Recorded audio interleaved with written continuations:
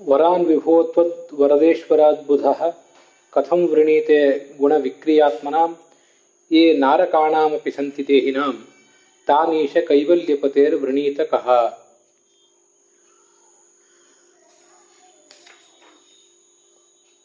अस्मिन् लोके ये विषयतृषः नरपशवः जनाः वर्तन्ते ते तु त्वां परेशं न उपासते किन्तु तव विभूतिः एव उपासते.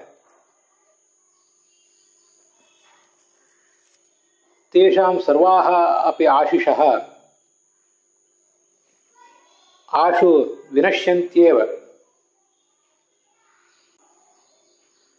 ते मनसि बहून् विषयान् अनुसन्धाय त्वत्तः अन्यं कामप्रदत्वेन त्वामगणय्य खलु उपासते. तस्माच्च दैवात् तेषु एकं पुत्ररूपं वा अन्यद्वा फलं भवति.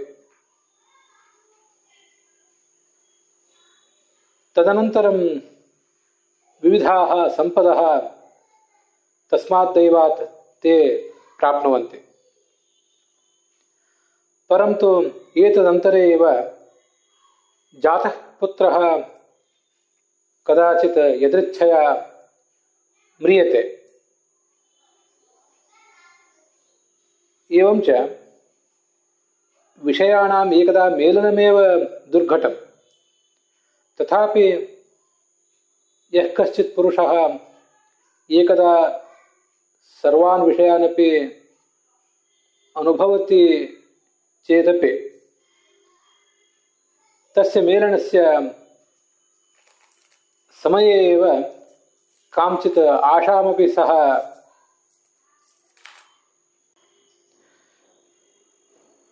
जहाति. अथापि सर्वानपि विषयान् अस्मिन् लोके भुक्त्वा तदनन्तरं नरकमेव कदाचित् प्राप्नोति. इति ये जनाः भगवदन्यं दैवम् उपासते भगवन्तञ्च परित्यजन्ति तेषाम् उत्तरकाले भावे दुःखम् अज्ञात्वा सुखलवमेव तात्कालिकम् अवेक्षमाणानां तेषां पुरुषाणाम् अदीर्घदर्शित्वात् कण्टकावृत तृणभक्षक पशुरेव इति या उपमा भागवते उक्ता सा च सम्भाव्यते एव. वयं तु अन्यान् देवान् अगणय्य भगवन्तमेव वरान् गणीमः. न हि वयं पूर्वोक्ताः विषयतृषः नरपशवः इव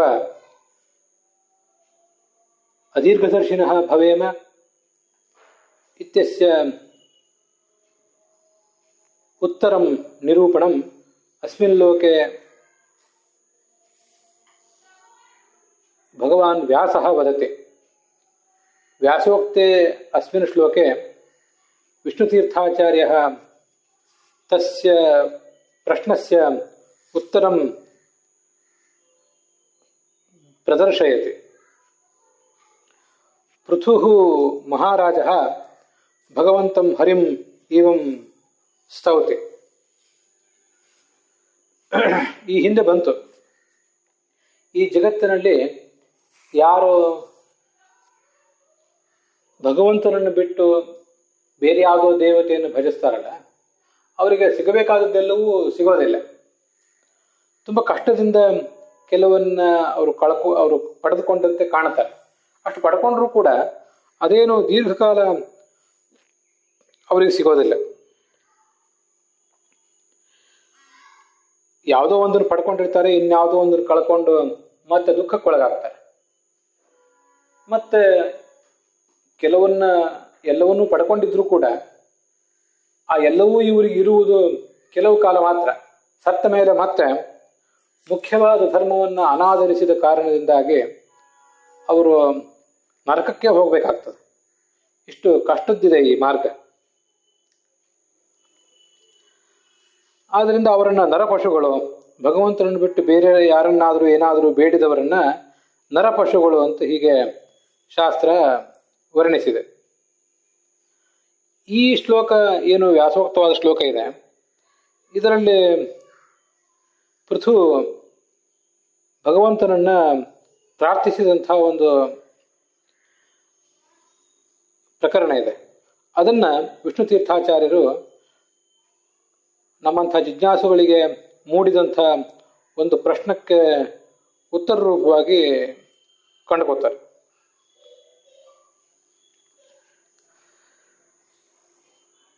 ಅದೇನು ಪ್ರಶ್ನೆ ಅಂದರೆ, ಸರಿ, ಈ ಜಗತ್ತಿನಲ್ಲಿ ಯಾರು ಭಗವಂತನನ್ನು ಬಿಟ್ಟು ಬೇರೆಯವರನ್ನ ಆಧರಿಸ್ತಾ ಇರ್ತಾರೆ, ಅವರನ್ನ ನರಪಶುಗಳು ಅಂತ ಹೇಳಿದ್ದು, ಅವರಿಗೆ ದೀರ್ಘಕಾಲದ ಸುಖ ಸಿಗೋದಿಲ್ಲ ಅಂತ ಹೇಳಿದ್ದು, ಅದೆಲ್ಲವೂ ಸರಿಯೇ.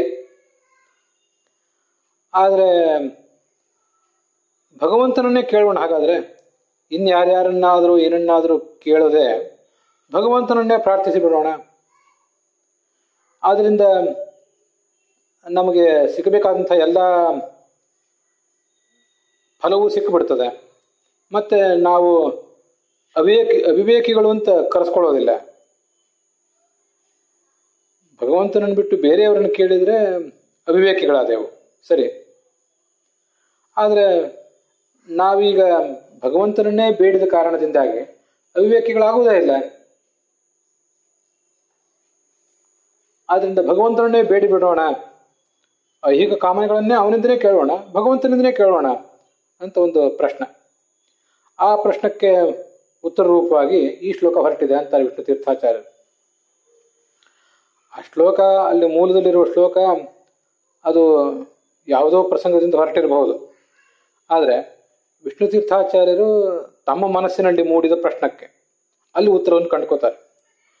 ವಿಷ್ಣು ತೀರ್ಥಾಚಾರ್ಯರಿಗೆ ಆ ಒಂದು ಪ್ರಶ್ನೆ ಮೂಡಿದೆ ಅಂತ ಅನ್ನೋದಕ್ಕಿಂತಲೂ ನಮ್ಮಂಥವ್ರಿಗೆ ಏನೇನೋ ಒಂದು ಪ್ರಶ್ನೆ ಮೂಡಿರ್ತದಲ್ಲ, ಆ ಪ್ರಶ್ನಕ್ಕೆ ಉತ್ತರವನ್ನು ಕೊಡಬೇಕಾದದ್ದು ವಿಷ್ಣು ತೀರ್ಥಾಚಾರ್ಯರ ಆಲೋಚನೆ ಇರ್ತದೆ. ಅದಕ್ಕವರು ಹೀಗೆ ಬೇರೆ ಬೇರೆಯವರಿಗೆ ಮೂಡಿರುವಂತಹ ಪ್ರಶ್ನೆಗಳನ್ನು ಇಂಥ ಕೆಲವು ಶ್ಲೋಕಗಳ ಮೂಲಕ ಉತ್ತರಿಸುವ ಪ್ರಯತ್ನ ಮಾಡ್ತಾರೆ. ಅಲ್ಲಿ ಪೃಥು ಮಹಾರಾಜ ಏನು ಹೇಳ್ತಿದ್ದಾನೆ ಅನ್ನೋದನ್ನ ಈ ಒಂದು ಬಾರಿ ನಾವು ನೋಡಬೇಕು. ಅವನು ಭಗವಂತನನ್ನ ಪ್ರಾರ್ಥಿಸ್ತಾ ಇದ್ದಾನೆ. ವರಪ್ರದರಾದಂತಹ ಬ್ರಹ್ಮಾದಿ ದೇವತೆಗಳೇನಿದ್ದಾರೆ, ಆ ಬ್ರಹ್ಮಾದಿ ದೇವತೆಗಳಿಗೂ ನೀನು ಒಡೆಯ, ಬ್ರಹ್ಮಾದಿ ದೇವತೆಗಳಿಗೂ ಒಡೆಯನಾದಂಥ ನಿನ್ನ ಬಳಿ ನಾವು ಬಂದಾಗ ವಿವೇಕಿಯಾದವನು ಲೌಕಿಕ ಪದಾರ್ಥಗಳನ್ನು, ಲೌಕಿಕ ಆಸೆಗಳನ್ನು ಯಾಕೆ ಬೇಡ್ಕೋಬೇಕು?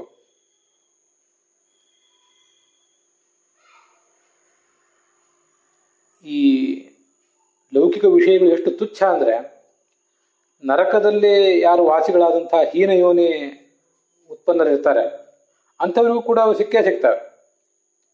ನರಕದಲ್ಲಿ ಎಲ್ಲ ಕಾಲಕ್ಕೂ ದುಃಖವೇ ಸಿಗ್ತದೆ ಅಂತಿಲ್ಲ. ನರಕದಲ್ಲಿಯೂ ಕೂಡ ಕೆಲವು ಸುಖ ಕೊಡುವಂಥ ಪ್ರದೇಶಗಳಿದ್ದೇ ಇವೆ. ಆದ್ದರಿಂದ ನರಕಕ್ಕೆ ಹೋದವರಿಗೂ ಅಂತ ಸಿಕ್ಕೇ ಸಿಗ್ತದೆ. ಆದ್ದರಿಂದ ಲೌಕಿಕ ಪದಾರ್ಥಗಳನ್ನು ಬಯಸುವುದರಲ್ಲಿ ಏನು ಬುದ್ಧಿವಂತಿಕೆ ಇದೆ?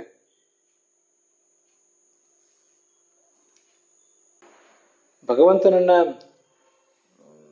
ಪ್ರಾರ್ಥನೆ ಮಾಡುವಾಗ ಮೋಕ್ಷಾನಂದವನ್ನೇ ಕೊಡ್ಲಿಕ್ಕೆ ಅವನು ಸಿದ್ಧನಿರುವಾಗ, ಅವನಿಗಿಂತ ಅಂಥ ಭಗವಂತನಿಂದ ಇಂಥ ಯಾವುದೋ ಕ್ಷುಲ್ಲಕವಾದಂತಹ ವಸ್ತುಗಳನ್ನ ನಾವು ಪ್ರಾರ್ಥಿಸಿಬಿಟ್ರೆ ಅದೆಷ್ಟು ಪಶ್ಚಾತ್ತಾಪ ಯೋಗ್ಯ ಆಗ್ತದೆ.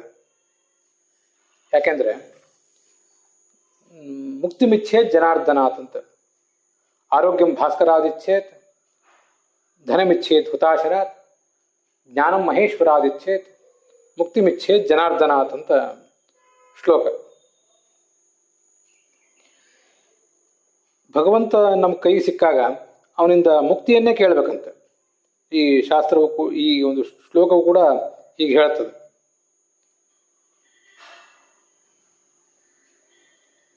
ಆರೋಗ್ಯಂ ಭಾಸ್ಕರಾದಿಚ್ಛೇತ್, ನಾವು ಸೂರ್ಯನಿಂದ ಆರೋಗ್ಯವನ್ನು ಕೇಳಬೇಕಂತ. ಧನಮಿಚ್ಛೇದ್ ಹುತಾಶನಾಥ್, ಮತ್ತು ಅಗ್ನಿಯಿಂದ ನಾವು ಧನವನ್ನು ಕೇಳಬೇಕು. ಜ್ಞಾನಂ ಮಹೇಶ್ವರಾದಿಚ್ಛೇತ್, ಮತ್ತು ರುದ್ರನಿಂದ ಧನವನ್ನ ಕೇಳಬೇಕಂತ.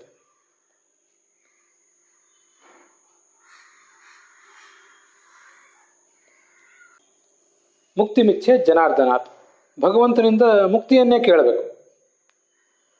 ಆವಾಗ ಭಗವಂತನ ಹತ್ರ ಹೋಗಿದ್ದು ಸಾರ್ಥಕ ಆಗ್ತದೆ. ಅಜ್ಞಾನ ಜ್ಞಾನದೋ ವಿಷ್ಣು ಜ್ಞಾನಿನಾಂ ಮೋಕ್ಷದಶ್ಚ ಸಹ ಆನಂದದಶ್ಚ ಮುಕ್ತಾನಾಂ ಸಯೇವೈಕೋ ಜನಾರ್ದನ ಅಂತ ಹೀಗೆ ಕೇಳಿ ಬರ್ತದೆ. ಅಜ್ಞಾನಿಗಳಿಗೆ ಜ್ಞಾನವನ್ನು ಕೊಟ್ಟವನು ಅವನೇ. ಯಾಕಂದ್ರೆ ಅದು ಮತ್ತೊಂದು ಶ್ಲೋಕ ನಾನು ಹೇಳಬೇಕು. ಬಂಧಕೋ ಭವಪಾಶೇನ ಭವಪಾಶಾಚ್ಚ ಮೋಚಕ ಕೈವಲ್ಯದ ಪರಂ ಬ್ರಹ್ಮ ವಿಷ್ಣುರೇವ ನ ಸಂಶಯ ಅಂತ. ಸಂಸಾರದಲ್ಲಿ ನಮ್ಮನ್ನು ಕಟ್ಟಿ ಹಾಕಿದವನು ಅವನೇ. ಭವಪಾಶಾಚ್ಚ ಮೋಚಕ, ಮತ್ತೆ ಅವನೇ ಕಟ್ಟಿ ಹಾಕಿದವನು. ನಮ್ಮನ್ನು ಬಿಡಿಸಬೇಕಾದವನು ಕೂಡ ಅವನೇ. ಕೈವಲ್ಯದ ಪರಂ ಬ್ರಹ್ಮ, ನಮಗೆ ಕೈವಲ್ಯವನ್ನು ಕೊಡಬೇಕಾದವನು ಕೂಡ ಅವನೇ ಆಗಿದ್ದಾನೆ. ವಿಷ್ಣುರೇವ ನ ಸಂಶಯ, ವಿಷ್ಣುವೇ ಅಂತ, ಇನ್ಯಾರೂ ಇಲ್ಲ ಅಂತ. ಅದು ಹೇಗೆ ಮೋಕ್ಷ ಕೊಡ್ತಾನೆ ಅಂದರೆ, ಅಜ್ಞಾನ ಜ್ಞಾನದ ವಿಷ್ಣು, ಅಜ್ಞಾನಿಗಳಿಗೆ ಜ್ಞಾನ ಕೊಡ್ತಾನೆ. ಜ್ಞಾನಿನ ಮೋಕ್ಷದಶ್ಚ, ಜ್ಞಾನಿಗಳಿಗೆ ಮೋಕ್ಷ ಕೊಡ್ತಾನೆ. ಮೋಕ್ಷ ಕೊಟ್ಟು ಆ ಮುಕ್ತಿ ಯಾರು ಹೋಗಿರ್ತಾರೆ ಅವರಿಗೆ ಆನಂದ ಕೊಡ್ತಾನೆ. ಕೈವಲ್ಯದ ಪರಂ ಬ್ರಹ್ಮ ಸಯೇವೈಕೋ ಜನಾರ್ದನ, ಆ ಜನಾರ್ದನ ಒಬ್ಬನೇ ಇದಕ್ಕೆಲ್ಲದಕ್ಕೂ ಕೂಡ ನಮಗೇನು ಬೇಕಾದೆಲ್ಲವನ್ನು ಕೊಡುವವನು, ಯಾರೂ ಇಲ್ಲ ಅಂತ ವರ್ಣನೆ ಮಾಡ್ತಾರೆ. ಅದಕ್ಕಾಗಿ ಭಗವಂತನನ್ನು ಪ್ರಾರ್ಥನೆ ಮಾಡದೆ ಇನ್ಯಾರೋ ಬೇರೆ ದೇವತೆಗಳನ್ನು ಪ್ರಾರ್ಥನೆ ಮಾಡುವವರು ಏನಿದ್ದಾರೆ ಅವರು ಕ್ಷುಲ್ಲಕರೇ, ಅದ್ರ ಬಗ್ಗೆ ಏನು ಸಂಶಯ ಇಲ್ಲ. ಯಾಕಂದ್ರೆ ಭಗವಂತನನ್ನ ಬೇಡುವುದನ್ನು ಬಿಟ್ಟು ಇನ್ನೊಬ್ಬರನ್ನು ಬೇಡ್ತಿದ್ದಾರಲ್ಲ ಅಂತ. ಆ ಬೇರೆ ದೇವತೆಗಳನ್ನು ಬಿಟ್ಟು ಭಗವಂತನ ಹತ್ರ ಲೌಕಿಕ ಪದಾರ್ಥಗಳನ್ನು ಬೇಡುವವರಿದ್ದಾರಲ್ಲ ಅವರು ಆ ಹಿಂದಿನ ಅವಿವೇಕಿಗಳಿಗಿಂತ ಹೆಚ್ಚಿನ ಅವಿವೇಕಿಗಳು ಅಂತಾರೆ. ಯಾಕಂದ್ರೆ ಭಗವಂತನೇ ಕೈ ಸಿಕ್ಕಾಗ ಮತ್ತೇನನ್ನೋ ಕೇಳ್ತಾ ಇದ್ದಾರಲ್ಲ.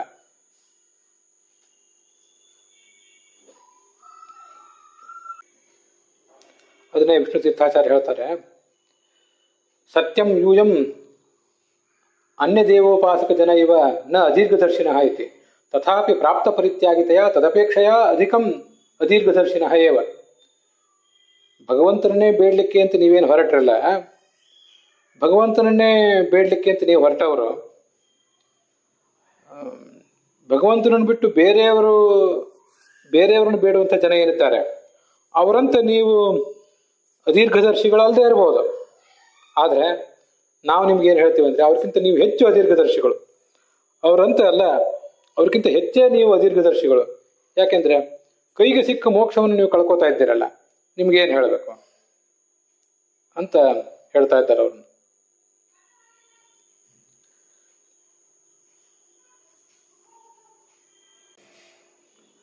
ಇದು ಮತ್ತೊಂದು ಶ್ಲೋಕ, 276ನೇ ಶ್ಲೋಕ. ಹಿಂದೆ ನಾವು ನೋಡಿದ್ದು 275ನೇ ಶ್ಲೋಕ. ಈಗ ನಾವು ನೋಡ್ತಿರುವುದು 276ನೇ ಶ್ಲೋಕ. ಇದು ಮಾಂ ಪ್ರಾಪ್ಯ ಮಾನಿನ್ಯಪವರ್ಗ ಸಂಪದಂ ವಾಂಛಂತಿ ಯೇ ಸಂಪದಯೇವ ಸತ್ಪತಿಂ ತೇ ಮಂದಭಾಗ್ಯಾ ನಿರಯೇಪಿತೆ ಯೇ ಸ್ಯುಹೋ ಮಾತ್ರಾತ್ಮಕತ್ವಾತ್ ನಿರಯೇ ಸುಸಂಗಮಃ ಅಂತ ಈಗ ನಾವು ನೋಡ್ಲಿಕ್ಕೆ ಹೊರಟಿರುವಂತಹ ಶ್ಲೋಕ. ರುಕ್ಮಿಣಿ ಮತ್ತೆ ಕೃಷ್ಣದ ಪ್ರೇಮ ಕಲಹದ ಸಂದರ್ಭದಲ್ಲಿ ಬಂದಂಥ ಒಂದು ಮಾತಿದು. ಭಾಗವತದ 10ನೇ ಸ್ಕಂದದ 75ನೇ ಅಧ್ಯಾಯದ 57ನೇ ಶ್ಲೋಕ.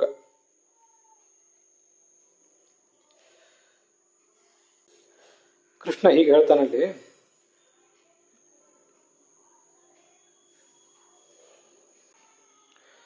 ನಾವು ಭಗವಂತನನ್ನೇ ಪ್ರಾರ್ಥಿಸಿದವರು, ಬೇಡಿದರೆ ನೊಡೆಯನ ಬೇಡುವೆ ಅಂತ ಭಗವಂತನನ್ನೇ ಬೇಡುವವರು, ಅಂತ ನಮ್ಮನ್ನು ನೀವು ಮೂರ್ಖರು, ಅವಿವೇಕಿಗಳು, ದೀರ್ಘದರ್ಶಿತ್ವ ಇಲ್ಲದೇ ಇದ್ದವರು ಅಂತೆಲ್ಲ ಹಾಸ್ಯ ಮಾಡ್ತಿದ್ದೀರಲ್ಲ, ಇದು ಸರಿಯಾ? ಯಾಕೆಂದ್ರೆ ಬೇರೆ ದೇವತೆಗಳನ್ನ ಬೇಡುವುದಕ್ಕಿಂತ ಹೊರತಾಗಿ ನಾವು ಭಗವಂತನನ್ನು ಬೇಡ್ತಾ ಇದ್ದೇವೆ. ಇಂಥ ನಮ್ಮನ್ನು ನೀವು ಅವಿವೇಕಿಗಳು ಅಂತ ಹೇಳೋದು ಸರಿಯಾ? ಭಗವಂತನ ಹತ್ರ ನಾವು ಲೌಕಿಕ ಪದಾರ್ಥಗಳನ್ನು ಬೇಡಿರಬಹುದು, ಆದರೆ ಅವಿವೇಕಿಗಳು ಅಂತ ನಮ್ಮನ್ನು ಹಾಸ್ಯ ಮಾಡ್ತಾ ಇದ್ದೀರಲ್ಲ, ಇದು ನ್ಯಾಯವ ಅಂತ ಒಂದು ಪ್ರಶ್ನೆ ಬರ್ತದೆ.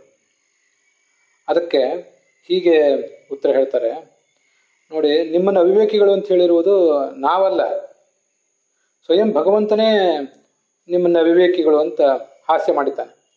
ಅದು ರುಕ್ಮಿಣಿ ಜೊತೆಗೆ ಮಾತನಾಡುವಾಗ.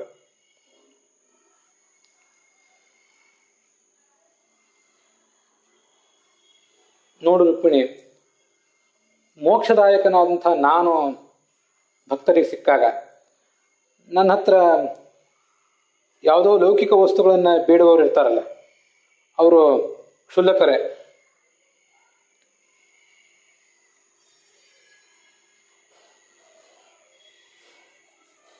ಅನ್ಯ ದೇವೋಪಾಸಕರಿಗಿಂತಲೂ ಇವರು ಮೂರ್ಖರು. ಸಾಕ್ಷಾತ್ ಮೋಕ್ಷ ಫಲವನ್ನೇ ಪಡೀಲಿಕ್ಕೆ ಅವಕಾಶ ಇದ್ದಾಗ ಅವರು ಮಂದಭಾಗ್ಯರಾದಂಥ, ದುರದೃಷ್ಟಶಾಲಿಗಳಾದಂಥ ಅವರು ಇನ್ನೇನನ್ನು ಕೇಳಿ ತಿಳ್ಕೊತಾ ಇದ್ದಾರಲ್ಲ, ಲೌಕಿಕ ಪದಾರ್ಥಗಳನ್ನು ಕೇಳ್ತಾ ಇದ್ದಾರಲ್ಲ.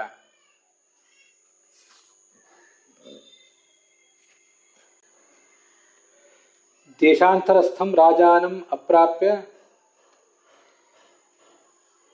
ಅಲಬ್ಧ ಫಲಾತ್ ಪುರುಷಾದಪಿ ಪ್ರಾಪ್ಯ ಅಲಬ್ಧ ಫಲ ಪುರುಷ ಇವ ಮಂದಭಾಗ್ಯ ಐತಿ.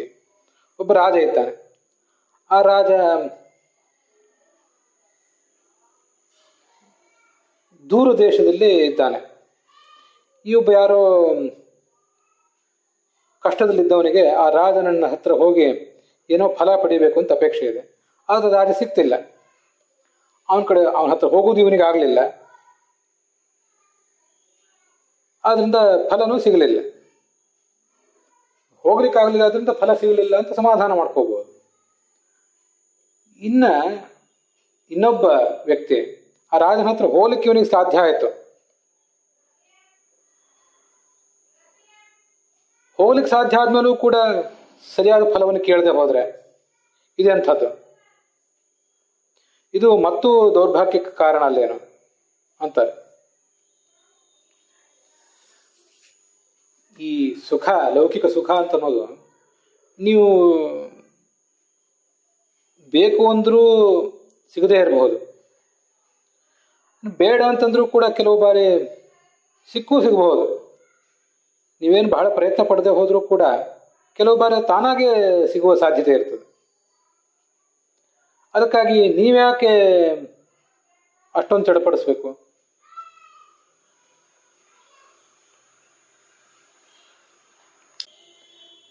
ನಿರಯೇ ಸುಸಂಗಮ ಅಂತ ಹೇಳ್ತಾ ಇದ್ದಾರಲ್ಲ. ನಿರಯ ಅಂದ್ರೆ ಮೋಕ್ಷದಲ್ಲಿ, ನರಕದಲ್ಲೂ ಕೂಡ ಇವೆಲ್ಲ ಸಿಗ್ತವೆ ಅಂತ. ನರಕ ಅಂದ್ರೆ ನಾನು ಒಂದು ಅರ್ಥ ಹೇಳಿದೆ. ಈ ವಾಸ್ತವಿಕವಾಗಿ ಪುರಾಣಗಳಲ್ಲಿ ಆ ವಿಷಯ ಇದೆ. ನರಕದಲ್ಲಿ ನಮಗೆ ಶಿಕ್ಷೆ ಕೊಡ್ಲಿಕ್ಕೆ ಮಾತ್ರ ಇರುವಂತಹ ವ್ಯವಸ್ಥೆ ಅಲ್ಲ ಅದು. ಅಲ್ಲಿ ಸ್ವರ್ಗದಲ್ಲಿದ್ದಂತೆ ಕೆಲವು ಪ್ರದೇಶಗಳು ನರಕದಲ್ಲಿ ನಮಗೆ ಸುಖ ಕೊಡ್ಲಿಕ್ಕೆ ವ್ಯವಸ್ಥೆಯನ್ನು ಕೂಡ ಹೊಂದೇ ಇವೆ. ಆದ್ರಿಂದ ನರಕಕ್ಕೆ ಹೋದ್ವಿ ಎಂದ ಮಾತ್ರಕ್ಕೆ ಅಲ್ಲಿ ದುಃಖವನ್ನೇ ಅನುಭವಿಸ್ತೇವೆ ಅಂತ ಏನಿಲ್ಲ, ಸುಖನೂ ಸಿಗಬಹುದು. ನೀವು ನರಕಕ್ಕೆ ಹೋದದ್ದು, ನಿಮ್ಮನ್ನಲ್ಲಿ ಕರ್ಕೊಂಡು ಹೋಗಿದ್ದು, ಅಥವಾ ನೀವಲ್ಲಿ ನಿರೀಕ್ಷೆ ಮಾಡಿದ್ದು ದುಃಖ ಸಿಗ್ತದೆ ಅಂತ. ಆದರೂ ನಿಮ್ಗೊಂದಿಷ್ಟು ಅದೃಷ್ಟ ಇದ್ದಾಗ ಸುಖವೂ ಸಿಗಬಹುದು. ಪುರಾಣದಲ್ಲಿ ಆ ವರ್ಣನೆ ಇದೆ. ಆ ಸಾಮಾನ್ಯವಾಗಿ ಈ ಸುಖ ಸಿಗುವುದು ಸ್ವರ್ಗದಲ್ಲಿ, ಮತ್ತೆ ದುಃಖ ಸಿಗುವುದು ನರಕದಲ್ಲಿ. ಆದರೆ ಅದಕ್ಕೊಂದು ಅಪವಾದವೂ ಇದೆ. ಅದು ನರಕದಲ್ಲಿಯೂ ಕೂಡ ಸ್ವಲ್ಪ ಸುಖ ಸಿಗಬಹುದು. ಆಯಾ ದೇವತೆಗಳ ಅಪೇಕ್ಷೆ ಹಾಗಿದ್ರೆ.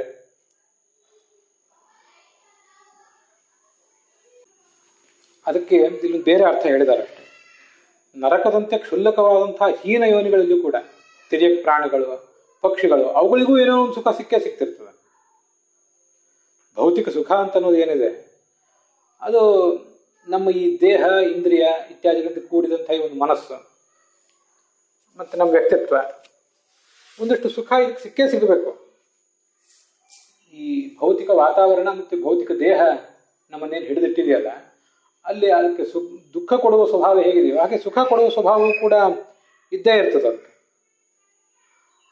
ಆದ್ರಿಂದ ಸುಖ ಬೇಕು ಅಂತ ನೀವು ಬಹಳ ಪ್ರಯತ್ನ ಪಡಬೇಕಾದ, ಬಹಳ ಹಪಹಪಿಸಬೇಕಾದಂಥ ಅಗತ್ಯ ಏನೂ ಇಲ್ಲ.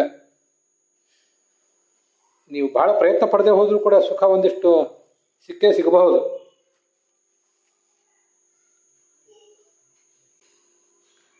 ಹೀಗೆ ನರಕದಂತೆ ಹೀನವಾದ ಯೋನಿಗಳಲ್ಲೂ ಸುಖ ಸಿಗಬಹುದು. ನೀವೇನು ಸುಖ ಆಗಬೇಕು ಅಂತ ಆ ಜನ್ಮವನ್ನು ಅಪೇಕ್ಷೆ ಪಟ್ಟಿಲ್ಲ ಯಾರು ಕೂಡ. ಎಲ್ರಿಗೂ ಕೂಡ ಸುಖ ಅಂತೂ ಬೇಕು. ಸುಖ ಬೇಕು ಅಂತೇಳಿ ಸಾಕಷ್ಟು ಪ್ರಯತ್ನಗಳನ್ನು ಮಾಡ್ತಾರೆ. ಸುಖ ಎಲ್ಲಿ ಸಿಗ್ತದೋ ಅಲ್ಲಿ ಕರ್ಕೊಂಡು ಹೋಗ್ರಿ ಅಂತ ಯಾರನ್ನಾದ್ರೂ, ದೇವತೆಗಳನ್ನಾದ್ರಿ ಮತ್ತೆ ಅದನ್ನಾದ್ರಿ ಪ್ರಾರ್ಥಿಸ್ತಾರೆ. ಮತ್ತೆ ಅದಕ್ಕೆ ಬೇಕಾದ ಧರ್ಮಕರ್ಮಗಳು, ಯಜ್ಞಯಾಗಾದಿಗಳನ್ನು ಕೂಡ ಮಾಡೇ ಮಾಡ್ತಾರೆ. ಆದರೆ ಯಾರೂ ಕೂಡ ನಮಗೆ ಪಶು ಪಕ್ಷಾದಿಗಳ ಜನ್ಮ ಬೇಕು ಅಂತ ಅಪೇಕ್ಷೆ ಪಡೋದಿಲ್ಲ. ನಮ್ಗೆ ವ್ಯಕ್ತವಾಗಿ ಗೊತ್ತಿಲ್ಲ ಪಶು ಪಕ್ಷಾದಿಗಳ ಜೀವನದಲ್ಲಿ ಏನೂ ಸುಖ ಸಿಗೋದಿಲ್ಲ ಅಂತ. ಆದರೂ ಕೂಡ ಅಲ್ಲಿ ಒಂದಷ್ಟು ಸುಖ ಹಾಗೇ ಆಗ್ತದಲ್ಲ. ಆಹಾರ ಸಿಗ್ತದ. ಯಾವ ಪಶು ಪಕ್ಷಿಗಳು ಆಹಾರದ ಕೊರತೆಯಿಂದ ಬಳಲಿಲ್ಲ.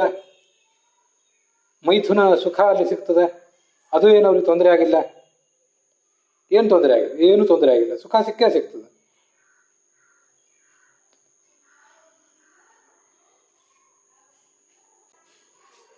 ವಸ್ತುತಃ ಅವು ಹೀನ ಯೋನಿಗಳು. ನಮಗದು ಅಪೇಕ್ಷಿತವೇ ಅಲ್ಲ. ನರಕಕ್ಕೆ ನಾವು ಹೋಗ್ಲಿಕ್ಕೆ ಹೇಗೆ ಬಯಸೋದಿಲ್ವೋ ಹಾಗೆ ಈ ಹೀನ ಯೋನಿಗಳನ್ನ ಹೊಂದಲಿಕ್ಕೆ ನಾವು ಕೂಡ ಅಪೇಕ್ಷೆ ಪಡೋದೇ ಇಲ್ಲ. ಆದರೂ ಅಲ್ಲೂ ಸುಖ ಸಿಗ್ತದಲ್ಲ. ಮತ್ತೆ ಹಾಗಿದ್ದಾಗ ಸುಖಕ್ಕಾಗಿ ನೀವು ಯಾಕೆ ಪ್ರಯತ್ನ ಪಡಬೇಕು? ಅಲ್ಲೊಂದು ಸಂಗತಿ ಇದೆ ಅಂತ ಕಾಣಿಸ್ತದೆ ನನಗೆ. ಸುಖ ಅನ್ನೋದೇನಿದೆಯಲ್ಲ, ಕೇವಲ ಮನುಷ್ಯ ಜನ್ಮದಲ್ಲಿ ಮಾತ್ರ ಅಲ್ಲ, ಪಶು ಜನ್ಮದಲ್ಲಿಯೂ ನಿಮಗೆ ಸಿಕ್ಕೇ ಸಿಗ್ತದೆ ಅಂತ ಹೇಳಿದ್ರಲ್ಲ. ಆದ್ರಿಂದ ಏನ್ ತಿಳಿಸಿದ್ರು ಅಂದ್ರೆ, ಮನುಷ್ಯರಾಗಿ ಹುಟ್ಟಿದ ಮೇಲೆ ನೀವು ಹೆಚ್ಚಿನದು ಏನು ಸಾಧನೆ ಮಾಡಿದಾಗ, ಈಗ ಜಗತ್ತಿನಲ್ಲಿ ಪ್ರತಿಯೊಬ್ಬರು ಬೇಕಾಗಿರುವುದು, ಪ್ರತಿಯೊಬ್ಬರು ಬಯಸುವುದು ಇದನ್ನ. ಆಹಾರ, ಹೊಟ್ಟೆಗೆ ಆಹಾರ ಬೇಕು, ದಾಂಪತ್ಯ ಸುಖ ಬೇಕು, ಒಂದು ಸುಭದ್ರ ನೆಲೆ ಬೇಕು ಅಂತ ಎಲ್ಲರೂ ಕೂಡ ಬಯಸ್ತಿರ್ತಾರೆ. ಅಷ್ಟನ್ನೇ ನೀವು ಬಯಸುವುದಾದ್ರೆ ಮತ್ತೆ ನೀವು ಪಶುಗಳಾಗಿ ಹುಟ್ಟಿದ್ರೂ ಆಗ್ತಿತ್ತಲ್ಲ. ಪಶುಗಳಾಗಿದ್ದಾಗಲೂ ನಿಮಗೆ ಸಿಕ್ಕೇ ಸಿಕ್ತಿತ್ತು. ಮತ್ತು ಅದಕ್ಕಾಗಿ ನೀವು ಮನುಷ್ಯರಾಗಿ ಹುಟ್ಟಬೇಕು ಯಾಕೆ? ಈ ಹಿಂದೆ ಎಷ್ಟೋ ಜನ್ಮಗಳು ಆಗಿ ಹೋಗಿವೆ, ಮುಂದೂ ಎಷ್ಟೋ ಜನ್ಮಗಳು ಆಗೋಗಿವೆ. ಮಹಾಭಾರತದ ಅನುಶಾಸನ ಪರ್ವದಲ್ಲಿ ಆ ಮಾತು ಬರ್ತದೆ, ನಾವು ಅದನ್ನ ಹಿಂದೆ ನೋಡಿದ್ದೇವೆ. ನಾನಾ ಥರದ ಜನ್ಮಗಳನ್ನೆಲ್ಲ ನಾವು ದಾಟಿ ದಾಟಿ ಹೋಗಿದ್ದೀವಿ. ಹಾಗಿರುವಾಗ ನಮ್ಗೆ ಅನೇಕ ಥರದ ಸುಖಗಳೆಲ್ಲ ಹಿಂದೆ ಸಿಕ್ಕಾಗಿವೆ. ಇನ್ನು ಹೊಸ ಸುಖ ನಮಗೇನು ಸಿಗೋದಿದೆ? ನಾನಾ ವಿಧಾನಿ ಸುಖಾನಿ ಅನುಭೂತಾನಿ ನಾನಾ ವಿಧಾನಿ ದುಃಖಾನಿ ಚ ಅಂತೆಲ್ಲ ಅಲ್ಲಿ ನಾವು ಹಿಂದೆ ನೋಡಿದ್ದೀವಿ. ಮಹಾಭಾರತದ ಅನುಶಾಸನ ಪರ್ವದಲ್ಲಿ ಹೀಗಿದೆ: ವಿವಿಧೈ ಕರ್ಮಭಿಸ್ತಾತ ಪುಣ್ಯಯೋಗೈಶ್ಚ ಕೇವಲೈ ಗಚ್ಚಂತಿ ಗತಿಂ ಮರ್ತ್ಯಾಹ ದೇವಲೋಕೆ ಚ ಸಂಸ್ಥಿತಿಂ ನಕ್ವಚಿತ್ ಸುಖಮತ್ಯಂತಂ ನಕ್ವಚಿತ್ ಶಾಶ್ವತಿ ಸ್ಥಿತಿ. ನಾನಾ ಥರದ ಕರ್ಮಗಳನ್ನು ಮಾಡ್ತಾನೆ, ನಾನಾ ಕಡೆ ಹೋಗ್ತಾನೆ, ನಾನಾ ಸ್ಥಾನಗಳಿಗೆ, ನಾನಾ ಜನ್ಮಗಳಿಗೆ. ಶಾಶ್ವತವಾದ ಸುಖ ಏನೂ ಎಲ್ಲೂ ಸಿಗೋದಿಲ್ಲ, ಶಾಶ್ವತವಾದ ಸ್ಥಾನನೂ ಸಿಗೋದಿಲ್ಲ. ಸ್ಥಾನಾಚ್ಚ ಮಹತೋ ಭ್ರಂಶಃ, ದೊಡ್ಡ ಸ್ಥಾನದಿಂದ ಬಂದು ಕೆಳಗೆ ಬೀಳ್ತಾನೆ. ದುಃಖ ಲಬ್ಧ, ಬಹಳ ಕಷ್ಟಪಟ್ಟು ಪಡ್ಕೊಂಡಿದ್ದಾನೆ, ಏರಿದ್ದಾನೆ ಆ ಎತ್ತರವನ್ನ, ಮತ್ತೆ ಕೆಳಗೆ ಬೀಳ್ತಾನೆ. ಪುನಃ ಪುನಶ್ಚ ಮರಣಂ ಜನ್ಮ ಚೈವ ಪುನಃ ಪುನಃ. ಆಹಾರ ವಿವಿಧ ಭುಕ್ತಾ, ಪ್ರಾಣಿಗಳಾಗಿ, ಪಕ್ಷಿಗಳಾಗಿ, ಕ್ರಿಮಿಕೀಟಗಳಾಗಿ, ಮನುಷ್ಯನಾಗಿ, ಮನುಷ್ಯ ಜನ್ಮದಲ್ಲೂ ಬೇರೆ ಬೇರೆ ಹಿನ್ನೆಲೆಯ ಮನುಷ್ಯನಾಗಿ ನಾನಾ ಥರದ ಆಹಾರ ಸ್ವೀಕಾರ ಮಾಡಿದ್ದಾನೆ. ಪೀತಾ ನಾನಾ ವಿಧ ಸ್ತನಾಹ, ಅನೇಕ ತಾಯಂದಿರ ಪ್ರಾಣಿಗಳ ರೂಪದಲ್ಲಿ, ಪಕ್ಷಿಗಳ ರೂಪದಲ್ಲಿ, ಮನುಷ್ಯನ ರೂಪದಲ್ಲಿ ಅನೇಕ ತಾಯಂದಿರ ಎದೆ ಹಾಲು ಕುಡಿದಿದ್ದಾನೆ. ಮಾತರೋ ವಿವಿಧಾ ದೃಷ್ಟಾ, ಅನೇಕ ತಾಯಂದಿರನ್ನು ನೋಡಿದ್ದಾನೆ, ಅನೇಕ ತಂದೆಯಂದಿರನ್ನು ನೋಡಿದ್ದಾನೆ. ಸುಖಾನಿಚ ವಿಚಿತ್ರಾಣಿ, ಅನೇಕ ಥರದ ಸುಖಗಳನ್ನು ನೋಡಿದ್ದಾನೆ. ದುಃಖಾನಿಚ, ದುಃಖಗಳನ್ನು ನೋಡಿದ್ದಾನೆ.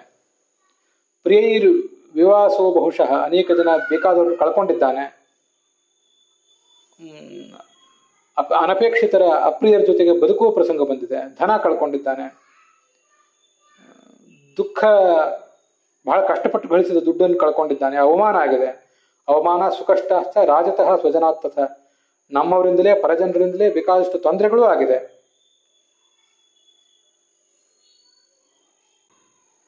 ಇದೆಲ್ಲ ಪ್ರಾಣಿಗಳ ಪಕ್ಷಿಗಳ ಜನ್ಮದಲ್ಲೂ ನಮಗಾಗಿರುವಾಗ ಇಲ್ಲಿ ನಾವು ಏನು ದೊಡ್ಡ ಸುಖ ಸವಿಯೋರಿದ್ದೀವಿ ಮನುಷ್ಯನ ಜನ್ಮದಲ್ಲಿ, ಅದೇನು ದೊಡ್ಡ ಸುಖ ಸಿಗ್ತದೆ ಅಂತ ನಾವು ಈ ಮನುಷ್ಯ ಜನ್ಮದಲ್ಲಿ ಅಷ್ಟು ಅದಕ್ಕಾಗಿ ಹಂಬಲಿಸಬೇಕು.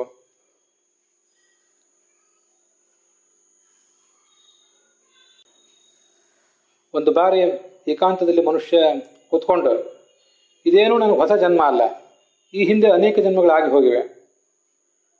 ಆ ಅನೇಕ ಜನ್ಮಗಳಲ್ಲಿ ಸವಿಯದೇ ಇದ್ದದ್ದನ್ನ, ಅದ್ಯಾವ ದೊಡ್ಡ ಸುಖವನ್ನ ನಾನು ಈ ಜನ್ಮದಲ್ಲಿ ಸವಿಯುವವನಿದ್ದೇನೆ ಅನ್ನೋದನ್ನೆಲ್ಲ ಒಂದು ಬಾರಿ ಆಲೋಚನೆ ಮಾಡಬೇಕು.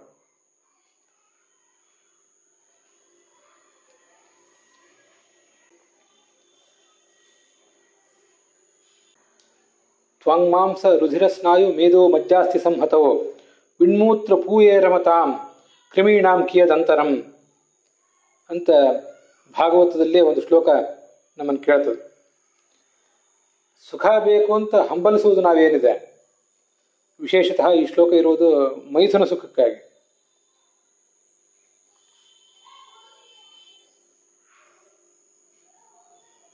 ಕ್ರಿಮಿಕೀಟಗಳು ಕೂಡ ಇಂಥ ಹೊಲಸಿನಲ್ಲಿ ಸುಖವನ್ನು ಕಾಣ್ತಾನೇ ಇವೆ. ನಾವು ಸುಖವನ್ನು ಅರಸ್ತಾ ಇರೋದೆಲ್ಲಿ? ತ್ವಂ ಮಾಂಸ ರುಧಿರ ಸ್ನಾಯು ಮೇಧೋ ಮಜ್ಜಾಸ್ತಿ ಸಂಹತವು ವಿಣ್ಮೂತ್ರ ಪೂಯೇ ರಮತಾಂ. ಚರ್ಮ, ಮಾಂಸ, ರಕ್ತ ಇದೆಲ್ಲದಿಂದ ಕೂಡಿದ್ದು ಈ ದೇಹ, ಮಲಮೂತ್ರಗಳಿಂದ ಕೂಡಿದ್ದು. ಮತ್ತೆ ಇಂಥ ದೇಹದಲ್ಲಿ ನಾವು ಸುಖವನ್ನು ಅರಸ್ತಾ ಇದ್ದೇವೆ. ಮತ್ತೆ ಕ್ರಿಮಿಗಳು ಕೂಡ, ಕೀಟಗಳು ಕೂಡ ಅಲ್ಲೇ ಸುಖವನ್ನು ಅರಸ್ತಾ ಇವೆ. ಮತ್ತೆ ಹಾಗಾದ್ರೆ ನಮಗೂ ಅವರಿಗೂ ವ್ಯತ್ಯಾಸ ಏನು ಬಂತು?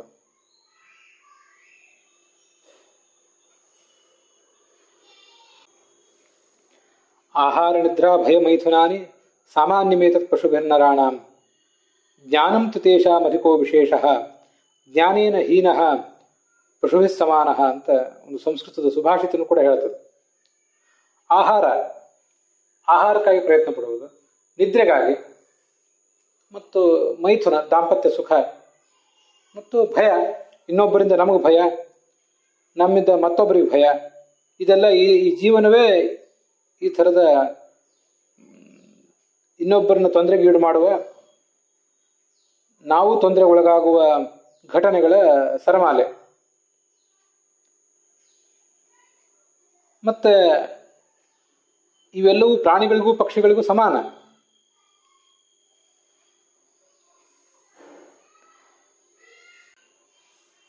ಪ್ರಾಣಿಗಳು ಇಲ್ಲದಂಥ ಒಂದು ವ್ಯತ್ಯಾಸ ಮನುಷ್ಯನಲ್ಲಿ ಏನಿದೆ ಅಂದ್ರೆ ಜ್ಞಾನಂ.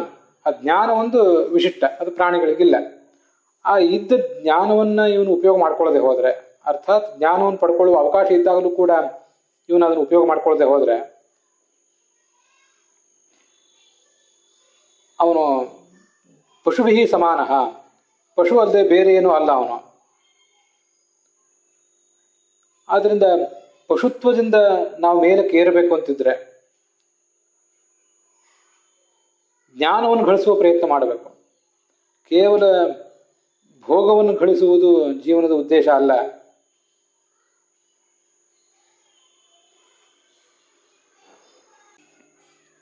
ಮುಂದೆ 277ನೇ ಶ್ಲೋಕ.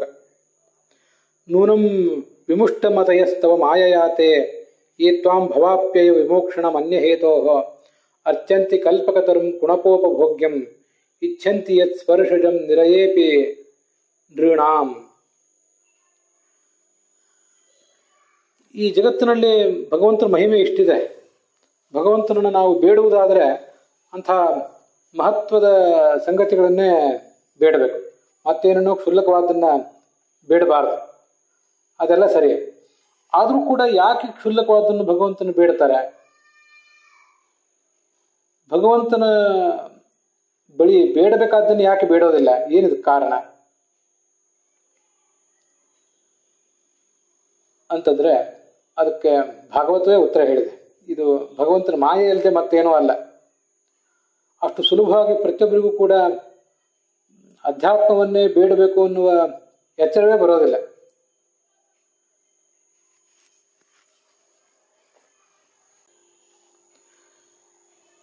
ಜನನ ಮರಣ ಇದರಿಂದ ತಪ್ಪಿಸ್ಕೊಳ್ಳಿಕ್ಕೆ ಸಾಧ್ಯ ಮೋಕ್ಷದಲ್ಲಿ. ಅಂಥ ಮೋಕ್ಷದಾಯಕನಾದ ಭಗವಂತನನ್ನ ಮೋಕ್ಷ ಸುಖಕ್ಕಾಗಿ ಆರಾಧಿಸುವುದನ್ನು ಬಿಟ್ಟು ವಿಷಯ ಸುಖಕ್ಕಾಗಿ ಆರಾಧಿಸಿದರೆ ಏನಾಗ್ತದೆ ಅಂದರೆ, ಕಲ್ಪವೃಕ್ಷದ ಹತ್ತಿರ ಹೋದಿ ಏನೋ ಕ್ಷುಲ್ಲಕವಾದಂಥ ನುಚ್ಚು, ಹಿಟ್ಟು ಮೊದಲಾದ ಕ್ಷುದ್ರ ವಸ್ತುಗಳನ್ನು ಬೇಡಿದರೆ ಹೇಗಾಗ್ತದೋ ಅಷ್ಟು ಹಾಸ್ಯಾಸ್ಪದ ಆಗ್ತದೆ ಅಂತಾರೆ. ಅರ್ಚಂತಿ ಕಲ್ಪಕತರಂ ಗುಣಪೋಪಭೋಗ್ಯಂ. ಈ ಶ್ಲೋಕದಲ್ಲಿ ಕಲ್ಪವೃಕ್ಷದ ಮುಂದೆ ನುಚ್ಚು ಬೇಡುವಂತೆ ಅಂತಿದೆಯಲ್ಲ, ವಾಸ್ತವಿಕವಾಗಿ ಅದು ಶ್ಲೋಕದಲ್ಲಿ ನುಚ್ಚು ಬೇಡುವುದು ಅನ್ನುವಂಥ ಶಬ್ದ ಏನೂ ಇಲ್ಲ. ಅದನ್ನು ವಿಷ್ಣು ತೀರ್ಥಾಚಾರ್ಯರು ಹಾಗೆ ಮಾಡಿದ್ದಾರಷ್ಟೆ. ಕಲ್ಪತರು ಪೂಜಕ ಕಣಭಕ್ಷಕಸ್ಯ ಕಣ ಪ್ರಾರ್ಥನೆಯ. ಕಣ ಅಂದರೆ ಆಹಾರದ ಕಣಗಳು, ನುಚ್ಚು ಮೊದಲಾದದ್ದು. ಅದರಲ್ಲೂ ಒಳ್ಳೆಯ ಆಹಾರವನ್ನು ಬೇಡುವಂತಿಲ್ಲ, ಅದು ಕ್ಷುಲ್ಲಕವಾದ ಆಹಾರವನ್ನು ಬೇಡಿದಂತೆ ಅದು ಅಂತ ಹೇಳ್ತಿದ್ದಾರೆ. ಶ್ಲೋಕ ಕಲ್ಪವೃಕ್ಷ ಅಂತ ಅನ್ನೋದನ್ನು ಹೇಳಿದೆ. ಅರ್ಚಂತಿ ಕಲ್ಪತರುಂ, ನೀನೊಂದು ಕಲ್ಪವೃಕ್ಷ ಇದ್ದಂತೆ. ಆದರೆ ಕಲ್ಪವೃಕ್ಷದ ಎದುರಿಗೆ ಬಂದು ಉತ್ತಮವಾದ ವಸ್ತುವನ್ನು ಕೇಳ್ತಾ ಇಲ್ಲ, ಅದು ಕ್ಷುದ್ರವಾದ ವಸ್ತುವನ್ನು ಕೇಳಿದಂತೆ ಈ ಸಾಧಕರ ಪರಿಸ್ಥಿತಿ ಇದೆ ಅಂತ ಹೇಳ್ತಿದ್ದಾರಲ್ಲ. ನುಚ್ಚು ಅನ್ನೋ ಶಬ್ದ ಶ್ಲೋಕದಲ್ಲಿ ಇಲ್ಲ ಅನ್ನೋದನ್ನ ಗಮನಿಸ್ಬೇಕಷ್ಟೆ. ಮತ್ತೆ ಕುಣಪೋಪಭೋಗ್ಯಂ ಅಂತಿದೆ. ಆ ಕುಣಪೋಪಭೋಗ್ಯಂ ಅಂತನ್ನುವುದನ್ನ ಈ ಶ್ಲೋಕದಲ್ಲಿ ಪುರಾಣಿಕಾಚಾರ್ಯರು ವ್ಯಾಖ್ಯಾನಿಸಿಲ್ಲ. ಈ ಭಗವಂತನ ಎದುರಿಗೆ ಬಂದು ನಾವು ಬೇಡುವಂತಹ ಸುಖ ಏನಿದಿಲ್ಲ, ಶಾರೀರಿಕ ಸುಖ, ದೈಹಿಕ ಸುಖ, ಇದು ಕುಣಪೋಪಭೋಗ್ಯಂ. ಈ ಲೌಕಿಕ ಸುಖವನ್ನು ಅನುಭವಿಸುವುದು ನಾವು ಯಾವುದರಿಂದ? ಈ ಶರೀರದಿಂದ. ಶರೀರ ಎಂಥದ್ದಂದ್ರೆ ಕುಣಪ. ಕುಣಪ ಅಂದ್ರೆ ಶರೀರ, ಕುಣಪ ಅಂದ್ರೆ ಶವ. ಶವದಂತೆ ಮೈಲಿಗೆಯಿಂದ ಕೂಡಿದ್ದು ಈ ಶರೀರ. ಅಷ್ಟು ಕ್ಷುಲ್ಲಕವಾದದ್ದು ಈ ಶರೀರ ಅಂತ ಅದರ ತಾತ್ಪರ್ಯ. ಇವತ್ತು ಹುಟ್ಟಿ ನಾಳೆ ಸತ್ತು ಹೋಗುವಂಥದ್ದು ಈ ಶರೀರ. ಈ ಹಿಂದೆ ಇರಲಿಲ್ಲ, ಇನ್ನು ಕೆಲವು ಕಾಲದ ಬಳಿಕ ಇದಿರೋದಿಲ್ಲ. ಹಾಗಾದರೆ ಇದೊಂದು ಶವ ಇದ್ದಂತೆಯೇ ಶವಕ್ಕೂ ಈ ಶರೀರಕ್ಕೂ ವ್ಯತ್ಯಾಸ ಏನಿದೆ? ಕೆಲವು ಕಾಲ ಬದುಕಿ ಇರ್ತದೆ ಈಗ ಸಾಯುವುದಕ್ಕಿಂತ ಮುಂಚೆ. ಆದ್ದರಿಂದ ಇದನ್ನ ನಾವು ಬದುಕಿದೆ ಅಂತ ಅನ್ಬೇಕಷ್ಟೆ. ವಸ್ತುತಃ ಬದುಕಿದ್ದ ಶರೀರಕ್ಕೂ ಸತ್ತ ಶರೀರಕ್ಕೂ ಬಹಳ ವ್ಯತ್ಯಾಸ ಏನೂ ಇಲ್ಲ. ಎರಡೂ ಭೌತಿಕವಾದದ್ದು, ಎರಡೂ ಅಸಹ್ಯವೇ. ಆದ್ರಿಂದ ಇದನ್ನ ಕುಣಪೋಪಭೋಗ್ಯ ಅಂತ ಭಾಗವತ ಹಾಸ್ಯ ಮಾಡಿದೆ. ನಾವಿಲ್ಲಿ ಬಹಳಷ್ಟು ಹಾತೊರೆದು ಅನುಭವಿಸುವ ಸುಖಗಳೇನಿವೆ, ಇವೆಲ್ಲವೂ ಕೂಡ ಯಾವುದೋ ದಿವ್ಯ ದೇಹದಿಂದ ನಾವು ಅನುಭವಿಸುವುದಲ್ಲ, ಈ ಹೊಲಸು ದೇಹದಿಂದಲೇ ಅನುಭವಿಸ್ಬೇಕು. ಇದು ತುಂಬ ಚೆನ್ನಾಗಿದೆ ಅಂತ ನನಗನ್ಸೋದು. ಯಾಕೆಂದ್ರೆ ನಮ್ಮ ಸುತ್ತಮುತ್ತ ಇರುವಂತಹ ವಾತಾವರಣ ಕಲುಷಿತವಾದ ವಾತಾವರಣ. ಆ ವಾತಾವರಣವೂ ಏನು ತುಂಬ ಮಂಗಳಮಯವಾಗಿಲ್ಲ. ಮತ್ತೆ ನಾವಿದನ್ನ ಈ ಸುಖಗಳನ್ನು ಅನುಭವಿಸ್ಲಿಕ್ಕೆ ಕೂತಂತಹ ವಾತಾವರಣ ಚೆನ್ನಾಗಿಲ್ಲ ಅಂತ ಮಾತ್ರ ಅಲ್ಲ, ಸುಖ ಅನುಭವಿಸ್ಲಿಕ್ಕೆ ನಾವು ಯಾವ ಶರೀರದಲ್ಲಿ ಕೂತಿದ್ದೇವೆ ಆ ಶರೀರವೂ ಕೂಡ ಸ್ವಚ್ಛವಾಗಿಲ್ಲ, ಅದು ಅಮಂಗಳಕರವಾದದ್ದೇ. ಮತ್ತೆ ನಮಗೆ ಸಿಗುವಂತಹ ಪದಾರ್ಥಗಳು ಕೂಡ ಅಂಥವೇ. ತಿನ್ನುವುದು, ಕೇಳುವುದು, ನೋಡುವುದು, ಮೂಸುವುದು, ಮುಟ್ಟುವುದು ಎಲ್ಲವೂ ಕೂಡ ಭೌತಿಕವಾದದ್ದೇ. ನಮ್ಮ ಶರೀರವನ್ನ ಶವದಂತೆ ಇದು ಅಸಹ್ಯ ಅಂತ ಭಾಗವತ ಹೇಳಿದ ಮೇಲೆ, ನಮಗೆ ಸಿಗುವಂಥ ಸ್ತ್ರೀ ಪುರುಷರ ಶರೀರ ಅದು ಕೂಡ ಶವದಂತೆ ಅಸಹ್ಯವೇ. ನಾವು ತಿನ್ನುವ ಪದಾರ್ಥಗಳು ಸ್ವಲ್ಪ ಹೊತ್ತು ಬಿಟ್ಟರೆ ಕೊಳೆತು ನಾರುವಂಥ ಪದಾರ್ಥಗಳಿವು. ಇಂಥ ಪದಾರ್ಥಗಳಿಗಾಗಿ ಅದನ್ನು ತಿನ್ನಬೇಕು ಅಂತ ನಾವು ಹಂಬಲಿಸಿದ್ದೇವೆ, ಅಂಥದನ್ನು ನೋಡಬೇಕು ಅಂತ ನಾವು ಹಂಬಲಿಸಿದ್ದೇವೆ, ಅಂಥದನ್ನು ಮುಟ್ಟಬೇಕು ಅಂತ ಹಂಬಲಿಸಿದ್ದೇವೆ, ಅಂಥದನ್ನು ಮೂಸಬೇಕು ಅಂತ ಹಂಬಲಿಸಿದ್ದೇವೆ. ಜಡವೇ ಆಗಲಿ ಚೇತನವೇ ಆಗಲಿ ಎಲ್ಲವೂ ಕೂಡ ಶವ ಇದ್ದಂತೆಯೇ ಈ ಜಗತ್ತಿನಲ್ಲಿ ನಮಗೆ ದೊರೆಯುವಂಥದ್ದು. ಆದ್ದರಿಂದ ಕುಣಪೋಪಭೋಗ್ಯಂ, ಶವ ಸದೃಶವಾದ ದೇಹದಿಂದ ಸಿಗುವ ಸಂಗತಿಗಳಿವು ಅಂತ ಶಾಸ್ತ್ರ ಇಲ್ಲಿ ಹೇಳಿರೋದು. ಅದೆಲ್ಲ ನರಕ ಸದೃಶವಾದಂಥ ಹೀನ ಜನ್ಮಗಳಲ್ಲಿಯೂ ಸಿಕ್ಕೇ ಸಿಗ್ತದೆ. ನಾವ್ಯಾಕೆ ಇಲ್ಲಿ ಭಗವಂತನ ಜ್ಞಾನವನ್ನು ಪಡೀಲಿಕ್ಕೆ ಯೋಗ್ಯತೆ ಇರುವ ಶರೀರ ಬಂದಾಗ ನಾವು ಇದನ್ಯಾಕೆ ಬಯಸಬೇಕು? ನರಕ ಸದೃಶವಾದ ಹೀನ ಜನ್ಮಗಳಲ್ಲಿಯೂ ಅದು ಸಿಕ್ಕೇ ಸಿಗ್ತದಲ್ಲ ಅಂತ ಅದರ ತಾತ್ಪರ್ಯ. ಕುಣಪೋಪಭೋಗ್ಯ ಅನ್ನೋದಕ್ಕೆ ಹೀಗೆ ಮೂಲ ಸುಲಲಿತ ಭಾಗವತದಲ್ಲೇ ಪುರಾಣಿಕಾಚಾರ ಅನುವಾದ ಇದೆ. ಶವ ಸದೃಶವಾದ ಶರೀರದಿಂದ ಭೋಗಿಸುವಂತಹ ಆ ಸುಖ ಅದು ನರಕದಲ್ಲಿಯೂ ಸಿಗ್ತದೆ ಅಂತಿದೆ. ಇಲ್ಲಿ ಅದು ಅನುವಾದ ಬಂದಿಲ್ಲ, ಏನೋ ಆಕಸ್ಮಿಕವಾಗಿ ಹೋಗಿರ್ಬೇಕಷ್ಟೆ. ನಾವು ಅದನ್ನು ಹೀಗೆ ತಿಳಿದುಕೋಬೇಕು. ಅದಕ್ಕಾಗಿ ಈ ವಿವರವನ್ನು ಕೊಟ್ಟಿದ್ದೇನೆ. ಅಲ್ಲಿಗೆ ಈ ಭಾಗ ಸಮಾಪ್ತವಾಗಿದೆ.